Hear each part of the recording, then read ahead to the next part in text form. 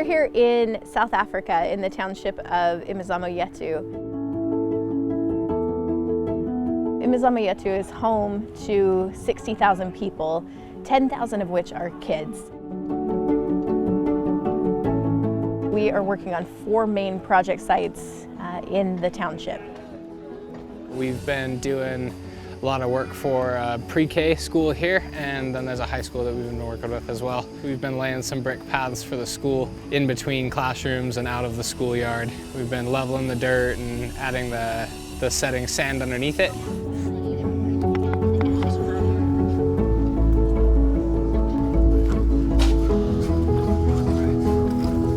One of the things that the school asked us if we could do when we were designing these projects is, could we beautify the school and make it more friendly and welcoming for these kids? We've been doing all types of work. We've been doing like construction, that's what we're doing here and painting. What I've been working on has been this behind us, digging trenches. We've been laying out concrete for a foundation. It's been incredibly tough, really dirty work, but it's felt really good. That's what we've been all talking about, so we love it.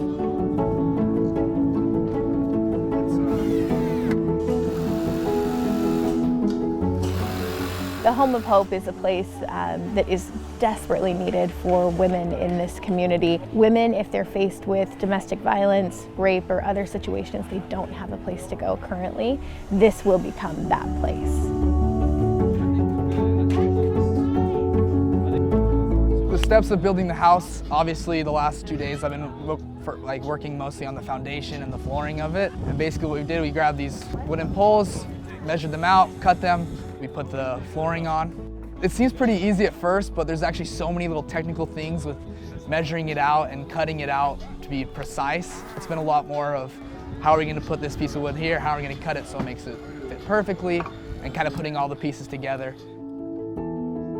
Our third project is actually really unique because it doesn't just affect one group of people, it affects the entire community. IBIS is a community center and a community garden. Out of this community garden, 185,000 meals a year are served.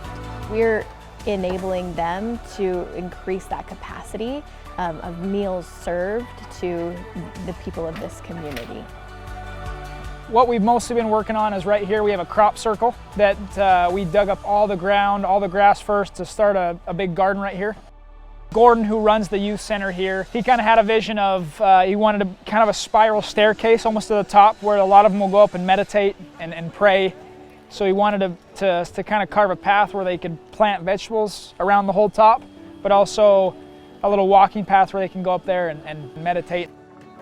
Lastly, here we're building a greenhouse where we're standing right now, where they'll be able to plant a lot of the vegetables that they haven't always been able to do, and they'll also be able to produce a lot of their own seeds so that they're not spending so much money buying the seeds, but they can actually harvest their own seeds here to plant.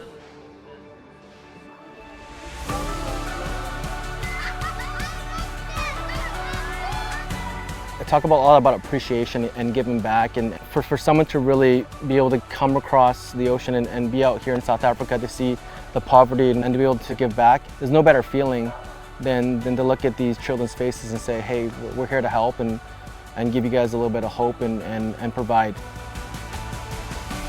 You know, donating the money, but actually seeing what we're doing with it, where it's going. It's obviously, I feel like I get a little more out of it because you say I personally contributed to this.